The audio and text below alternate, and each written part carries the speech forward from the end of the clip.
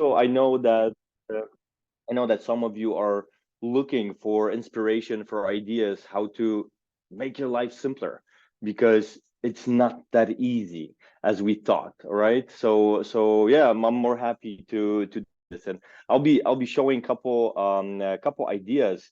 I did call it the outreach bonanza because if we probably started asking all of you how do you do outreach, we would have a bonanza. So everyone has their own way, their own style, their own techniques. Some work, some don't work. Sometimes you don't even know what's going on, and that's why you want to hear what to do to make it smoother, to make it better. So I'll be happy to share with you those tips, and I do have quite quite flexible approach in terms of the presentation, because I know this is a webinar, I'll be presenting, but at some point some of you will have any questions would want to get a little bit more info about certain points. I think technically it's available, right? You can write in chat. Marco will be checking if there's any questions, or you can even ask a question. uh, if it's not related to the topic, we'll just put it on the side. But if it's related, I'll be happy to go deeper in this. And of course, at the end, we're going to give you some materials, some giveaways to so stay with us, so you can get some templates, some nice processes on doing the outreach. Yeah, and maybe with this, I'll just start. And like doing sales for so many years, we've been analyzing like how the technology, how the shift in business changed the world in general. And it's really funny because we did find couple numbers which are quite amazing. Like, I don't know if you heard about this, but like actually right now, based on some studies, like 70% of kids dream of becoming an IT salesperson, which is awesome. And we did some surveys, and like even Peter from London, he was like, yeah, when I grow up, I want to be in tech sales, right? Or Adam, he was like, yeah, I don't want to be a police officer. This is boring. Business development, that's the real adventure, right? Or the superheroes that are here, these are business developers. And that would be really cool if it was true. But why isn't that true? Wait, why is this a lie? Well, do kids really dream of being a salesperson? No. Do adults dream about being a salesperson? No, they don't. Right? A lot of the people that even are here on this webinar don't really want to do this. It's a really hard job. And why is it so hard? Well, for a few reasons. But if you think about it, what is the true image of sales? If you think about a salesperson, if a salesperson calls you, are you like, oh, finally, a salesperson, someone wants to sell me something. I was waiting for this all day. No. Why? Because usually it looks like this. There's a lot of blood, like literally it's an MMA fight. If a salesperson gets you in a meeting, or they're gonna pound you, they're gonna kick you, you're on the floor, you want an objection, and they're like, boom, no, you're not giving me any objections. Because this is the true image of sales, unfortunately. And of course, not every salesperson does it, but this creates this really bad, well, image and really high wall that we have to jump over to even get into a meeting. So if it wasn't for this, probably it would be easy to get a meeting to do outreach, but it's not, because people are afraid. So with this, a lot of the salespeople take a different route, which isn't also positive. So, other than the sales pressure that we can create or we have, there are those other people that wait. They wait for the perfect client to come over. And they wait and they wait and they're really active about it. Well, but it's active waiting. So I usually call those people chief waiting officer. So, like sometimes you don't want to do this because, you've been burned, or maybe the results you've been getting are not good enough and you don't know what to do, right? So the challenge is that you shouldn't stay and wait for the clients, but you shouldn't also go crazy spamming everyone and trying to push yourself into meetings. Well, so there is an answer to this. And well, that's why I'm here today. I want to share with you the answer, and I want to share with you the concepts, how to make this life easier and to start loving your work as a salesperson. So what is the answer? Well, basically, like Marco mentioned, I've been working with all types of businesses, everything from big corporations like Google, T-Mobile, Dell, Deutsche Telekom, etc., even through companies like Bolt, where I helped build the first B2B strategy, to one-person startups. And everywhere, the key to good sales in general is communication, but a good communication that people understand, and basically they're able to digest it, and they do really feel with it. So we should look at it more as a dance, as a full synergy with our client, with our prospect. So all those things like outreaching, waiting, being active, or being chill, it should be balanced. It should be balanced in a smart way. So, well, that's what I want to do. I want to show you today how to be balanced, how to figure out when can I go a little bit further, when should I send more messages, when should I do more follow-ups, and when should I just close it?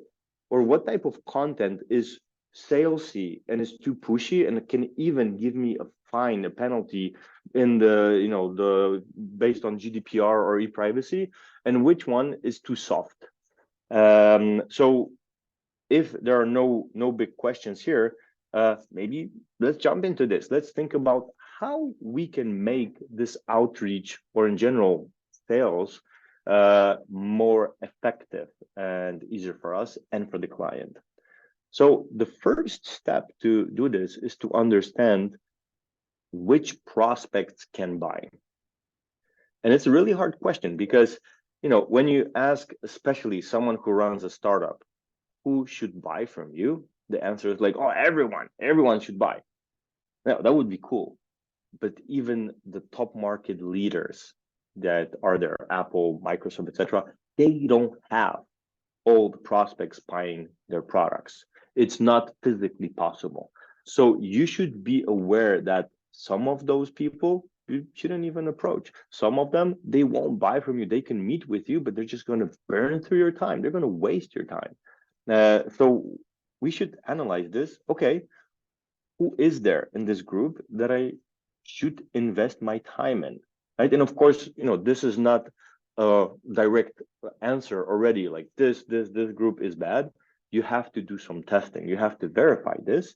But looking at a group, let's say, 100 people that are your potential clients, so, they're in your target group, potentially they might have a need. You'll find that in that group, 5 to 10% of those people, they're in this group A. This is a group that never buys, never, period. Why? They just don't buy because, sometimes they don't buy from companies that are smaller than this and this, or they don't buy from companies that don't have, this type of certificate, or maybe they're outside of Germany, or maybe, a different reason. There are different reasons for that, but they just don't buy. And you can find patterns, how to find these people, organizations, etc. And you should get rid of them as soon as possible. Not only from conversation, but sometimes even from outreach. But you should be aware as well that they exist. And this is important because on the other side, there's 5 to 10% of people that always buy. So here, it's the other side. Well, basically, these people are actively looking for a solution. They're aware of their problem. We just have to find them in the right time. And the cool thing about this is that some of them, they will find you. So if you have your SEO, if you're out there with your website, with your social media, etc., it's going to be a hot inbound. So they're going to find you. They're going to come into your company. But if you do the outreach as well, if you knock on some good doors, start the good conversations, you will find those prospects. But this is, maybe you can see the analogy. It's really important that you spend time with the C group instead of group A, because if you're going to be focusing your energy on approaching again the people from group A, someone else is going to sell to group C. So we need to be aware of this. And then there's this part that I call teamwork. where we build trust, we build image, where we do outreach, but we have to do a little bit more work on marketing, maybe setting up our brand better, creating a webinar, just like softer steps, so people build a better trust with us, because it's a cold outreach, so they can get into a conversation with us and then convert into business. But the cool thing about this is that this is based on statistics mostly, so we just have to do the numbers, right? But then, of course, in the middle, in the middle, we have 80 to 90% of people that didn't say yes or didn't say no. So we have to know how to work with them. So first thing is, again, the teamwork. So this is the work with your marketing team, with your product team, with maybe some mentors or people from the network on education. And what I mean by education is not telling your clients, hey, you're dumb, you should do it this way. No, it's a different type of education. It's basically building the packaging of your product. So maybe a quick explanation. Maybe some of you that did check my LinkedIn profile noticed that I do run different organizations, and next to having this consulting firm or a couple of startups, I run a foundation. The foundation is pretty, has a pretty simple model. We communicate or connect kids from foster care with people from corporations, and we teach the kids IT, right? So we take kids from these groups and have those people from corporations teach them IT. Pretty simple model, pretty nice. Everyone loves it. But of course, when we wanted to get financing for this from corporations, they didn't flow a lot of money. They were, giving us little tickets, little numbers, because it wasn't the highest priority for them to help kids from foster care, because they had other internal problems. So what we did in terms of education, we analyzed what are the top problems for these type of businesses. What are the main challenges in different departments? And basically what we found out, and what helped us last year get over 2 million zlotys, so €500,000 revenue for NGO projects, so non-governmental, so foundation projects, was basically changing how we talk about it. So instead of saying, hey, we do workshops for kids for foster care, we started saying, hey, we want to help you as a corporation with your employer branding. We have this product called Impact Employer Branding to help you get your people be more active, be more loyal, and build the love to your brand. And they started loving it. Why? Because it did communicate different value, different problems that they have. And this shifted everything 180%, 180 degrees. So what I'm saying is that what you have as a product, you can talk about it in 5 to 10 different ways. You can have different packaging depending on who you talk to and what you really want to communicate. So this is something that you should think about, and I'll give you some tips today as well, how to look at it. But of course, looking further, there's also another part, basically teamwork and recycling. So if I do talk to someone, I do outreach, they do reply, they come to my webinar, or maybe they don't reply, and we just have them, somewhere in the database, we need to do some nurturing. We need to come back to those people. We need to do it smart, because just writing to them again after 6 months, how about now? Do you want to buy from us now? This is another MMA punch in the face. They don't want to buy. They didn't buy half a year ago. Now you have to work with them somehow to get them excited about what you do. So here we do want to maybe invite them to a webinar, send them some materials, or just set up a next step, if we did talk to them, to make it easier to come back. And now, if you look at it, you actually see that a lot of the activities that I told you are based on statistics, but more results are based on skill and teamwork with the whole different department, with marketing, with your product team, with PR team, to think about how we can box this, how we can communicate this better, and then we put it into the outreach channels. And it doesn't matter if it's email, if it's phone, if it's an event or LinkedIn campaigns. There's always ways to close it better. And with this, what you're going to find is that you're starting to work smarter. So literally you're having tier 1, tier 2, tier 3 types of clients where, group C, you want to close right away and you will get them. So you need to close them, sign the contract, give them away to customer success, and then focus on getting new ones. Because sometimes we just spend too much time with group C, and either way they would buy, right? Then group A, we should eliminate totally right away from our groups, and then focus on the middle, how to make that work better. Does this make sense?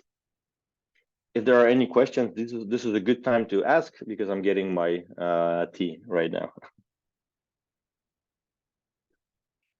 Cool. So if there are no questions, so this is the first part. We need to understand who can buy, and of course, the more you start doing these tests, the more you work with this, you're going to see different patterns. But now looking at this, you should also understand why these people buy. Why are they in group C, or why did they change their mind from having the same situation internally, and where I used to say, hey, let's do workshops for kids from foster care, and then when I started communicating, hey, let's do impact employer branding, right? The product was still the same. So what we have to understand is that people don't buy based on logic. They don't.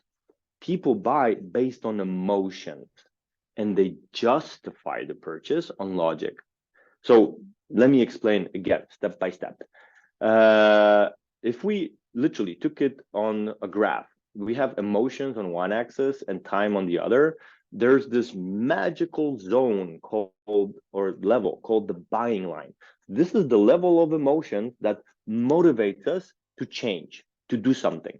And of course, through time, it goes up and down depending on whatever is happening in our life.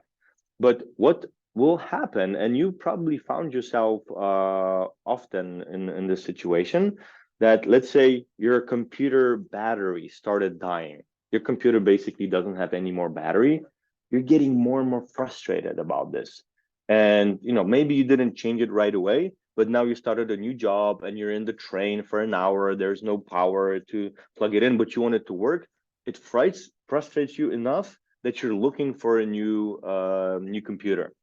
This is this type of trigger that we're looking for in our client's situation. And this is something that we need to start communicating in our outreach channels. But let's look at it in a different way. Let's say I drop my phone right now. Boom. I drop my phone, half of the screen crashes and it doesn't work.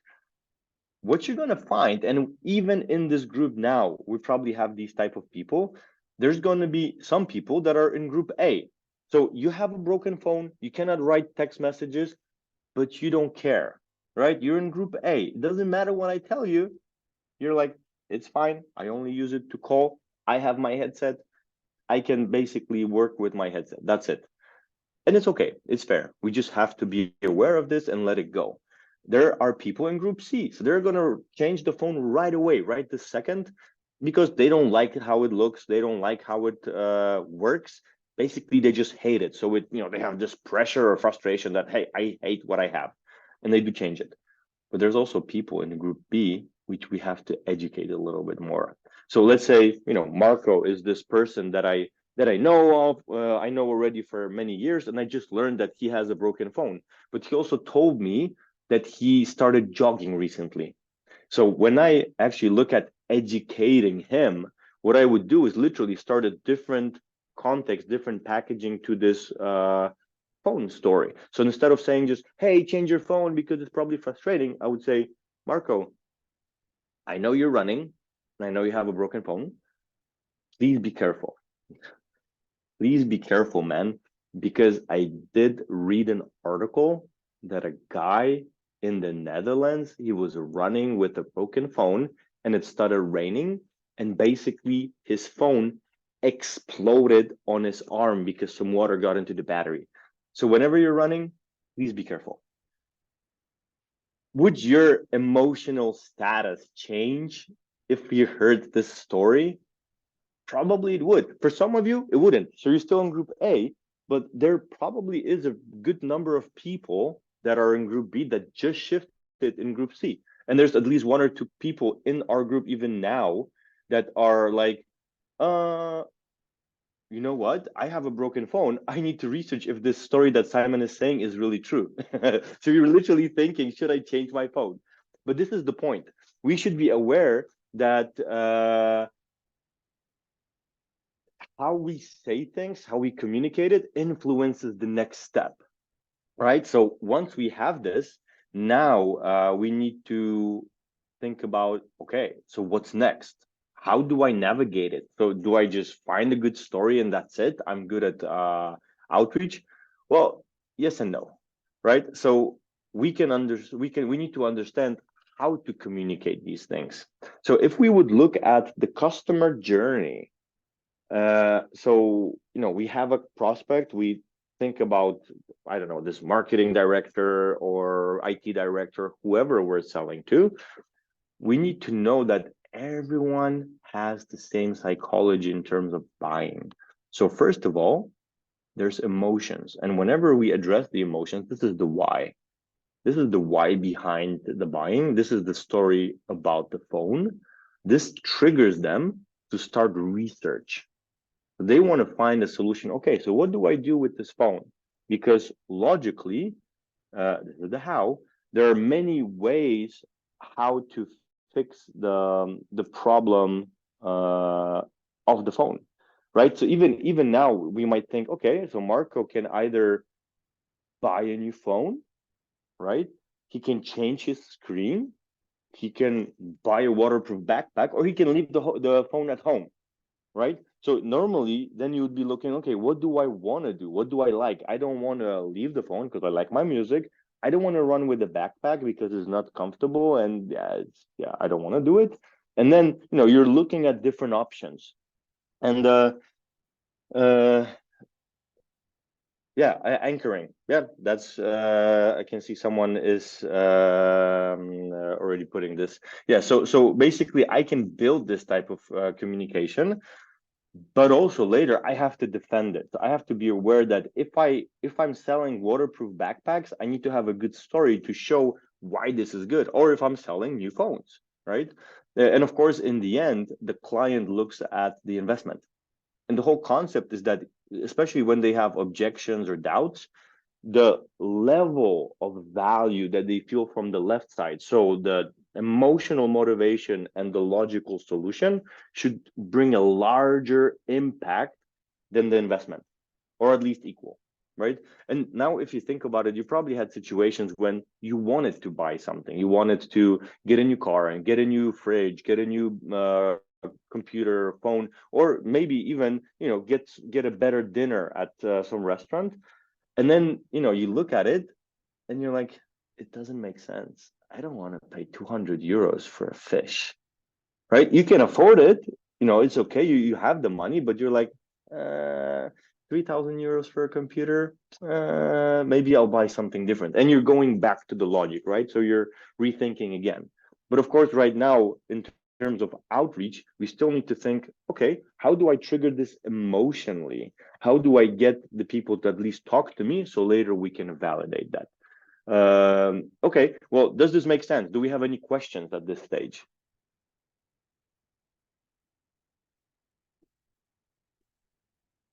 No questions? Okay, so of course, right now, I was showing you the whole customer journey, but we basically have to keep this in mind whenever we start outreach, we start communicating, because, well, people, they decide on different steps on their activities subconsciously. So we need to kind of jump in and fit into the natural flow of thinking to, well, to get our way through. So how to start? Well, I do have a couple points for you. The biggest point is, well, to learn some good practices for outreach. Because if you think about it, what is the purpose of your first contact? We're doing, I did actually frame it, we're doing B2B outreach, of course, and B2C might be a little bit different. But in B2B, what do I want to get if I send an email, or if I, send a LinkedIn message, or if I call someone? What would be the purpose?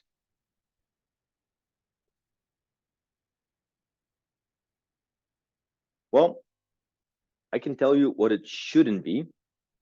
Well, it shouldn't be to sell, because we don't sell B2B services over an email. Like normally we don't even at all like sell B2B and B2C services over an email.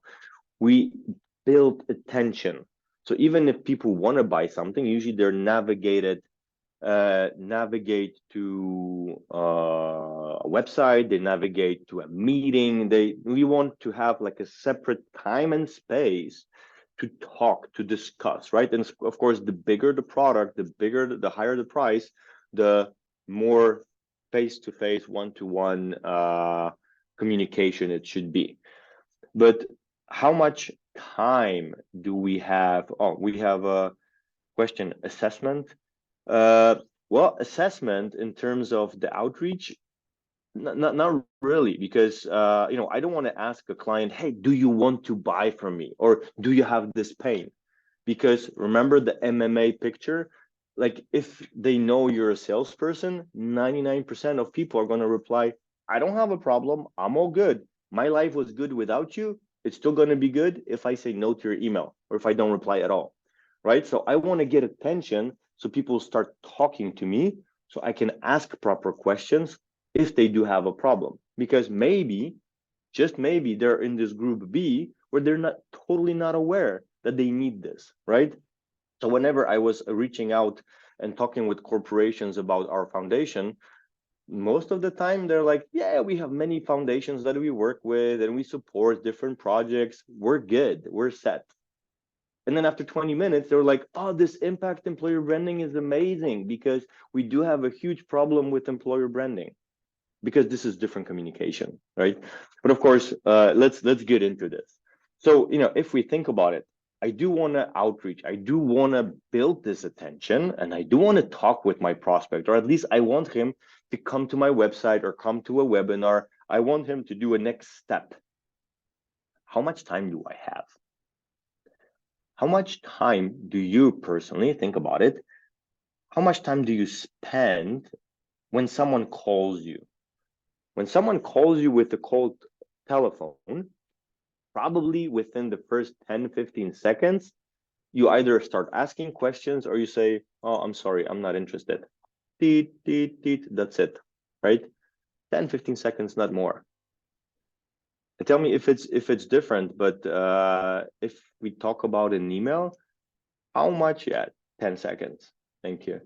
How much time do you spend on an email? If you have a cold email in your inbox, do you even read it? It's probably a fraction of a second, right? We just look at the subject. If the subject is spammy, boom, it's gone. We delete it. We don't even want to touch it, right? Sometimes we read the first paragraph, but then if it's like, hey, hope you're doing great. We are a company that does this and this and this. And you're like, oh, MMA again. They want to get me. They want to hit me with their product. My life was fine without them. I don't need them. Yeah, delete, right? That's it. And maybe they do need that product a lot, but they're not aware. So we need to know how to approach it. And then maybe, we need to start from the other side. Think about it. If someone calls you, if someone, calls you or writes to you, what do you have in your head? Don't you have these questions? Like you pick up the phone or you start reading the email and you're like, okay, who is this person? Do I know them? Yes or no? Am I interested in whatever they're doing? And even if yes or no, is it going to be long and should I listen now? Right. And now the crazy thing is that if we don't answer these questions, people are just going to delete our email or they're just going to hang up the phone. That's it. Right. So how to do this? Like we have to answer 4 huge questions, or at least one of them. Am I interested? This is big. And we only have 10 seconds on a call or a fraction of a second in an email, right? Well, there are ways. So let me show you how to build interest in 30 seconds, or how to even get 30 seconds of someone's attention in an email. So there are a few pieces that you have to include in every email. or message on LinkedIn, or even on a call. It's the same ideas, same psychology. So I sometimes use it on a call as well. But yeah, starting from the top, if we're talking about emails, the subject line, some subject lines are really bad because they're spammy. Like, sometimes you can have really spammy subject lines even with those bad spammy words, like, get free consulting, something something, and discounts. Usually even the spam filters see that it's bad and they delete your email, right? They don't deliver it. But it should be something short and catchy, and it should create curiosity so people want to open it. It should be simple and not salesy. Literally, like last week, I did a campaign myself. Me and my partner, we were supposed to go to Amsterdam. Actually, it was my partner that ended up going, not me. But I sent an email with a title with the subject Amsterdam meeting. That's it. Was it catchy enough? Oh yeah, it was 60% open rate. Was it good enough so people wanted to engage? Yes, it was. Actually, people, yeah, this is the practical example. Sorry, I just saw your question. So something super simple, right? City meeting. Or sometimes I do, for example, I go to an event and I write to people after event. I put the event name and I say Web Summit catch up. That's it. Or even before the event, Web Summit catch up. And then, you don't know what it is. So people are like, okay, well, let me go and read what it is because I don't understand, right? So of course, there could be way more options, but we need to think about the simplest versions. And the main goal is not to sell through the subject line, because a lot of people, they put like 20 words in the subject line. I want to give you the best offer, da da da da. No, because then you're again going back to the MMA sales. You're just throwing your offer everywhere and pushing and hitting the client with your offer. No, they should engage with your email, right? So city, Paris meeting, Paris catch up, event name, or even you can be the company name, right? Crono meeting, right? If you work at Crono, you're like, oh, okay, what's this? I need to know. Maybe I forgot about a meeting, and then you open it. So that's the first step. Does this make sense? Any additional questions here? Cool.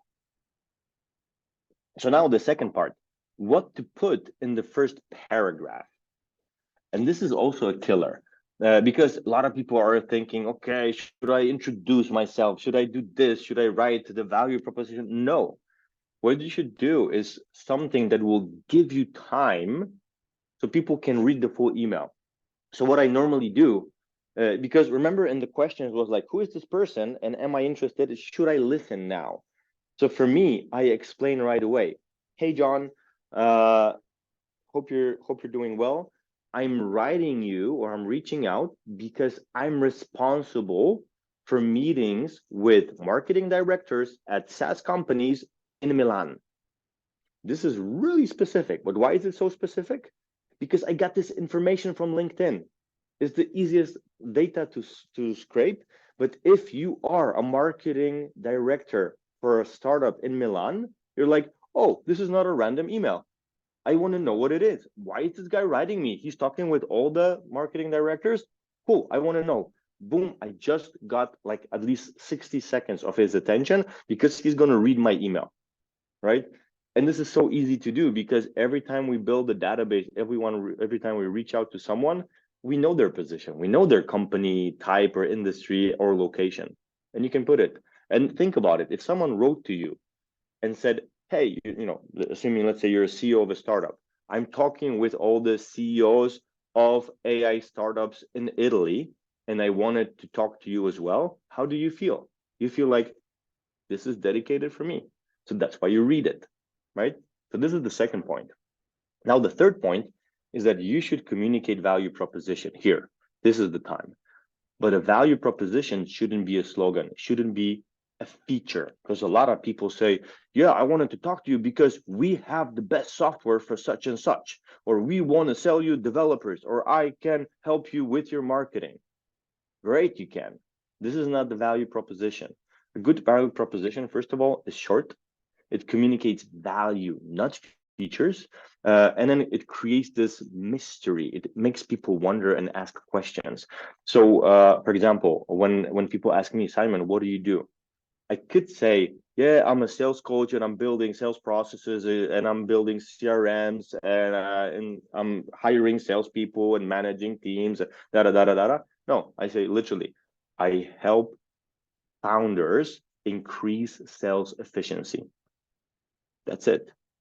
And or sometimes I add a little bit more. I help increase sales efficiency with controllable actions. So this is straight to the point, but it doesn't say anything technical, right? I say everything and nothing at the same time. And I know it's challenging. It takes me a couple of weeks with companies to figure out what are their value propositions. And we can even have like a separate webinar just on this, but you should be aware to do it smart, to do it good. So don't go with the features. Try to think about what do you bring to the table? What are the final results of your work with the client? So that's the third part. And the fourth part, which is really important too, is use referrals. So use some names. So if I would say, hey, I'm talking with all the sales directors for SaaS companies in Milan, talking about increasing sales efficiency. And recently, I just met with Marco Rosmati from Crono, and I met with Peter Adams from company XYZ, and I wanted to talk to you. So I want to have some referrals. But the thing is that here, you don't have to have clients. If you have customers, great. You can put their name. But you can be also just people you talk to, because you're literally saying, I already spoke with this person and this person. But what's important here is that this is the same industry, same location as these people, if possible, because they're either friends or competitors, right? So if I'm talking with your friend, would you want to talk with me? Yeah. If I'm talking with your competitor about a value that you care for, would you want to talk to me? Or you definitely would like to talk to me, right? So basically think about it, put those names there, and this creates this called fear of missing out, right? If you hear a name that you heard about, that you know of in the message, you're like, oh, I want to know what he knows because I know him. And that's why people respond to this. And of course, in the end, we want to have a smart call to action. So first of all, have it, but have a conditional CTA. What I mean by this, don't go with like, hey, so I want to meet you. When do we want to meet? That's too hard. Again, that's MMA. By conditional, I mean literally, I put if the above sounds okay, if this sounds okay, comma, when would be the best time for you to meet? This week or next week, right? Open question, choice of two positives. So I give them two positives, two options, but there's an if in the beginning. So if it's not okay, if they don't click with the previous part, it's all right. They don't have to answer this, so it's not as pushy. Or you can do this FBI close, which I really like. Is from a book, actually CIA, but FBI sounds better. Sometimes I ask, if this sounds okay, would you have anything against the coffee? Literally. Because why? Because it's harder for people to say, I do have something against this. I don't like it, because then they have to explain themselves. So I do close it this way. And basically, overall, it's a process. So for me, usually I have 3 emails. The first email, literally just what I showed you. Second email, I give a little bit more details on the value proposition, and I change the referrals because statistically they maybe didn't know those people. And then third email, I just send, hey, I know you're probably busy. I've been trying to catch you, but how about I call you, and over the phone we can schedule a meeting. So then I call, but if that doesn't work, I just send a LinkedIn message. Of course, you can shift it and you can have 3 emails, LinkedIn, and then a call. But after this, usually I let it breathe. So I don't push people. I don't, make them meet with me, because then again, it would be like an MMA. Uh, Okay, someone says, if I write emails with prospect name, role, this automatic, how can I make it clear that I am a human instead? Well, I'll actually talk about it in a second. You don't have to literally copy paste their position, because some people, they're IT directors, some people are CTO, some people are head of tech, etc. So you have different names of the same position and location. So I first build a database, and then I sort it in different categories, and then I have the tech category. And this way it's more human. And especially if they, in their position, they have those different, rockets and other things, and it kind of copies it. Yeah, I know then this is kind of spammy when someone copies this. So yeah, try to do it as not as all are automated, but build first a cleared database, clean it up, and then have this one naming for these people. And you don't have to have like little town as location, but you can have a whole country or a district, right? So you can say in the northern Italy, and that's it. That's still fine, right? Because if they're from a little town, they know you probably didn't talk to all the CTOs in this little town, because there's three in that little town, right? Okay, cool. Thank you for the questions right away. So we're going to be sharing with you these, and probably Marco will talk about it later. I do have a few more points. They're way faster, but since we're going towards the end, I maybe just quickly go through this so you know about it. And if it's really needed, then we can maybe even do like a second meetup, second webinar, just to give you more points about this. But definitely know your limitations. So there's GDPR and e-privacy. You should be aware, when can I send emails, where can I send emails, or even LinkedIn messages, because in some areas like Germany is really, really hard to do it. But some areas like US, it's totally open, right? So read about it, verify this. Again, we can talk about it next time if you would need it. Then remember to have this approach. We call it land and expand. So if you already have a CTO from a certain town, certain industry, start from this and then copy. If you have it like as a client, right? Copy the campaign around this one big client, because then it's going to be easier for you, and the referral is real, right? And it's just going to be easier for you to talk about the same subject. Relevant value proposition. Well, I mentioned this before, it should click with the needs, it should click with the emotions that the people have. So think about what are the drivers for the emotions and for the logic, and try to put it into the value proposition. And in the end, build trust with power referrals. What I mean by this, that sometimes you won't have big clients, you won't have big names, right? I'm happy to have Bolt or Google, etc. But before I had them, what I did is I literally went to big events and I approached these people.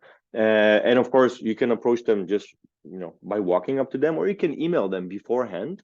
And if you want, write to Marco, we can create a template for this as well. Where I, for example, when I was working with one client who started in fintech, I approached over LinkedIn this marketing director of Revolut in a conference in London.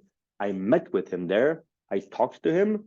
Of course, he didn't buy anything from us, but I did spend with him like 10, 15 minutes.